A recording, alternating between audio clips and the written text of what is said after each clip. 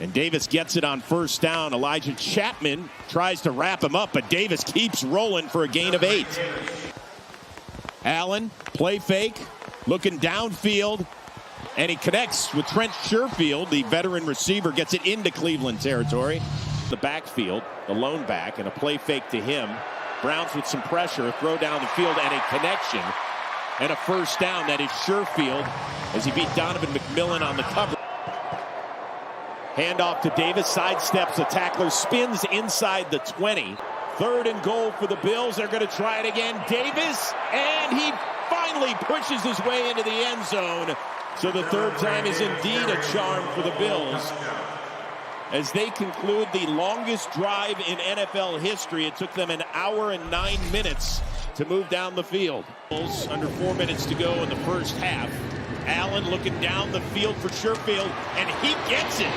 Nice pitch and catch. As the veteran gets the ball up to the 39. Gain of 20. You got Trey Avery in coverage here, and he's running all the way outs as well. If they're able to get a stop here, don't be surprised if they use a timeout, try to get Shedeur another chance at a 2-minute. Allen down the right side, and that is a connection. Gain of 37. Clock still running. Zylstra gets it out of bounds at about the 10. So clock stopped with 21 ticks left. Quick hitter to the left. That is Hardman. Dances his way into the end zone for a touchdown. With an overtime score. You got this little tunnel screen here where you're going to just fire the ball out to your slot receiver quickly. You're going to try to get 3 linemen out in front. Bills do a nice job with the timing. That's really what determines the success or failure of those quick tunnel screens. Between Shedeur Sanders and Deshaun Watson, how quickly will this team make a decision? You know, Chris, ultimately that'll be Coach Monken's call. Ability to be one of our more dynamic rushers. And he's probably one of the few guys that we've had that has versatility to rush on the outside. Shouldn't have, because it resulted in interception. Yeah, Gage Larvidan, by the way, listed at 5'8". There is a connection with Macklin. He's got space, and he is going to go the distance.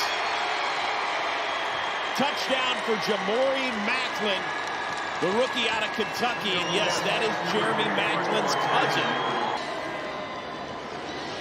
Got the Bills receiver over here on the right side running a deep over. Unfortunately, coverage right there by number 47, Tyron Herring. Just not close enough, not able to run with that offensive receiver. And once the ball is caught, and the 2 Browns defenders run into each other, because number 41, Christopher Edmond. Right then, I was just talking to God. I'm like, he knows what I'm able to go out here and do. I'm just a vessel. He go. Are you antsy for a decision, or are you fine with how long this rolls?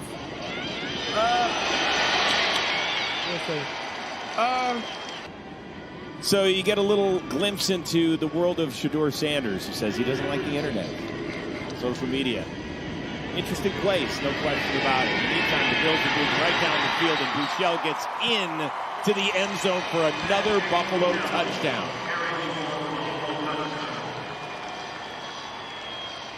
Consecutive weeks where the Browns backups in the second half have struggled, Joe. Yep, this is kind of a play-action pass off of a little duo concept, and then you get the quarterback to roll out. He's got the opportunity. All of them are going to go for a touchdown, but getting those 4, 5, 6-yard runs when they're available.